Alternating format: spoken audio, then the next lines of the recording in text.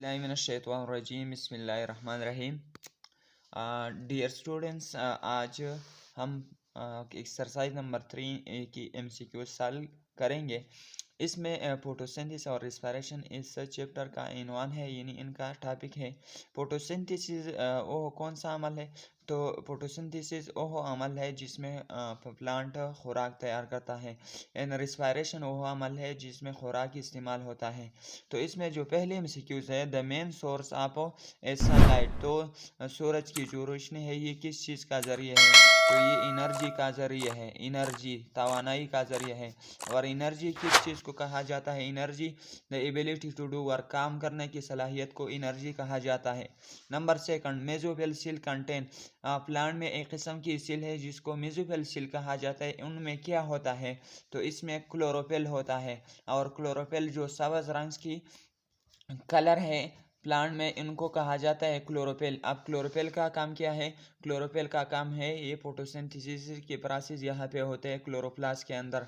Number 3, epidermal layer an a leaf contain small pores called, यानी epidermal layer plant के leaves में जो, यानी उनके पत्तों में जो लेयर होते हैं उनको एपिडर्मल लेयर कहा जाता है। लेकिन इसमें छोटे छोटे सुराख होते हैं जिसको कहा जाता है स्टोमेटा, और स्टोमेटा के ज़रिए ये प्लांट कार्बन डाइऑक्साइड को अंदर लेता है और ऑक्सीजन को बाहर खारिज करता है।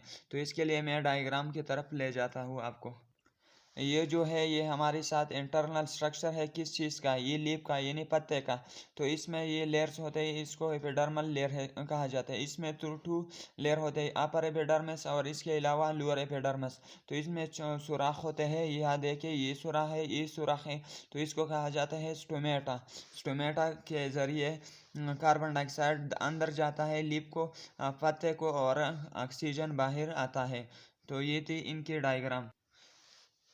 Number 4, normal temperature range for photosynthesis is to, यानी मतलब फोटोसिंथेसिस के लिए जो नॉर्मल टेम्परेचर है जिस पर वो अच्छा काम करता है वो कौन है? तो ये हमारे साथ 25 डिग्री सी से लेकर 25 डिग्री सी से लेकर 35 डिग्री सी है, 35 डिग्री से। और इसको आमतौर पर 25 को रूम टेम्परेचर कहा जाता है, यानी आम दर्जे हरारत।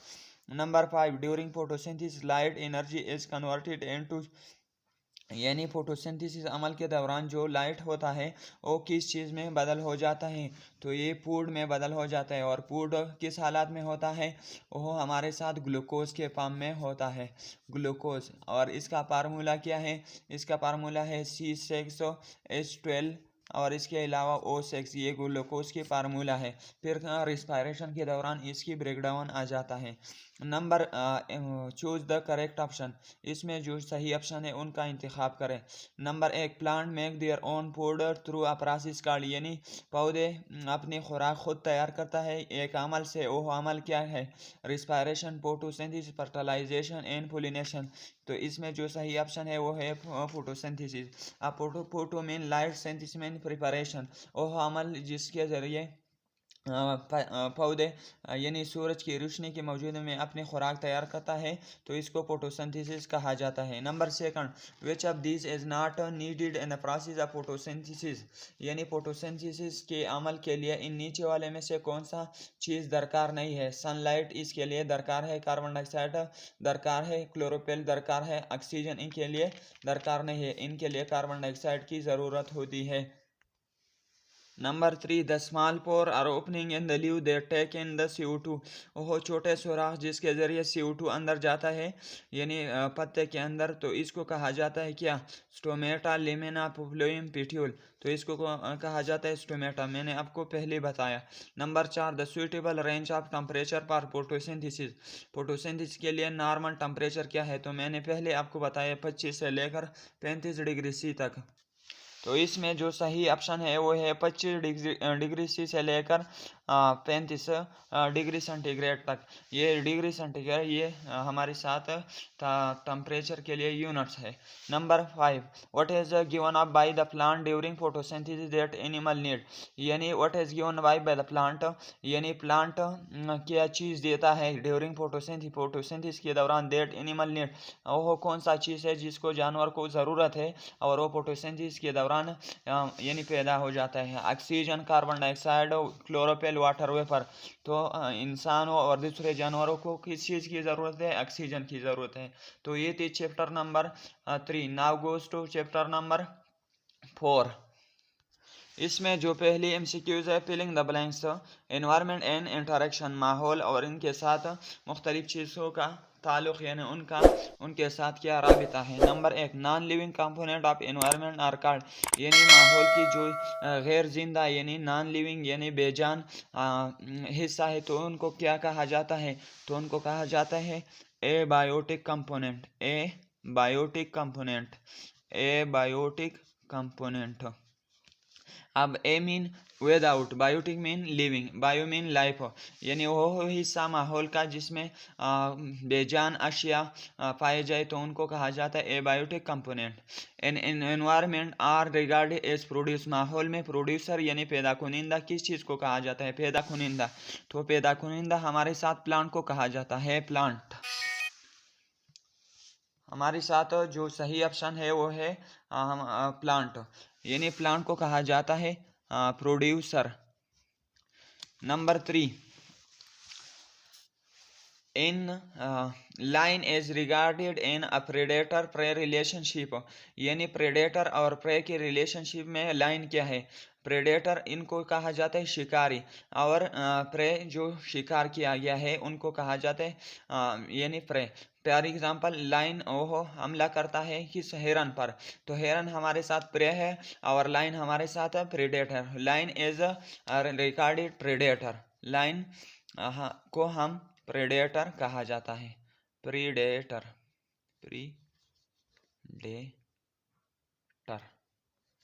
प्रेडेटर यानी शिकारी। लाइन को हम शिकारी कहा जाता है, यानी उनको शिकारी कहते हैं।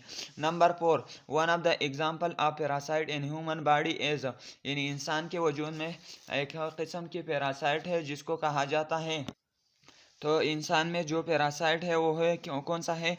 वो हमारे साथ टेप वर्म है, टेप वर्म है, एक किस्म की वर्म से जो इंसान की इंटेस्टाइन में पाया जाता है, इंसान की स्मॉल इंटेस्टाइन और लार्ज इंटेस्टाइन में पाया जाता है, तो ये पैरासाइट। अब पैरासाइट क्या है? पैरासाइट वो चीज़ है जो दूसरे जानवर से अपनी खुराक हासिल करता है। Number 5, bacteria in the of human being is an example of mutualism, यानी इंसान की कौन सी जगह में यानी कौन सी अंदाम में बैक्टीरिया पाए जाते हैं जो म्यूचुअलिज्म वह यानी म्यूचुअलिज्म के रिलेशन से वहाँ पे रहते हैं। तो बैक्टीरिया इन इंटेस्टाइन, इंसान की इंटेस्टाइन में जो बैक्टीरिया है तो ये हमारे साथ ताल्लुक़ बनाता है, कौन सा ताल्लुक़? म्यूचुअलिज्म। अब म्यूचुअलिज्म को जाने, म्यूचुअलिज्म वो ताल्लुक़ है जिसमें एक जानवर को भी पैदा हो और दूसरे को भी पैदा हो, और न एक से भी नुकसान नहीं हो और दूसरे को भी नुकसान नहीं हो। लेकिन मिसाल के तौर बैक्टीरिया जो हमारे इंटेस्टाइन में पाया जाता है वो हमारे लिए यह किस्म की वो विटामिन बनाते हैं, जिसमें विटामिन B12 और इसके अलावा विटामिन B, जो जितने भी विटामिन है यह बनाते हैं। लेकिन हमारे जिस्म से इनको क्या मिल जाता है? इनको खुराक मिल जाता है। तो ये थी filling the blanks. Now come to the MCQs। MCQs में पहले MCQs, identify the abiotic component in the following, इन नीचे वाले में एबोएटिक यानी एक बेजान चीज़ क्या है? Lion, apple, water vapour, beetle. तो इसमें वाटर वेपर इनमें कोई भी यानी उनमें रूह नहीं होता, उनमें यानी लिविंग ये नहीं है, तो ये एबायोटिक कंपोनेंट में आता है। Number 2, the relationship between two organism where both are benefited and neither is harm as called, यानी ओहो ताल्लुक़ जिसमें दोनों जानवरों को क्या हो? उनको पैदा हो, तो इन किस्म की रिलेशनशिप को कहा जाता है। तो मैंने पहले आपको बताया इनको कहा mutualism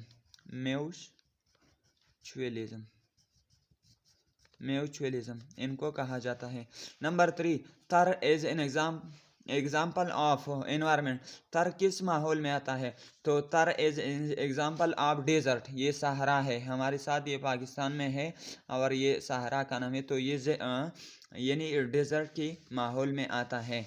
number 4, mosquito feeding on human, जो मच्छर होता है यो हमें काटता है, इन इंसान को काटता है और इनसे क्या हासिल करता है? ब्लड इज एग्जाम्पल ऑफ, तो ये कौन सा ताल्लुक है? Predation, parasitism, mutualism, none of this, तो ये पैरासिटिज्म है। ये मॉस्किटो जो है ये इंसान से अपना खुराक हासिल करता है।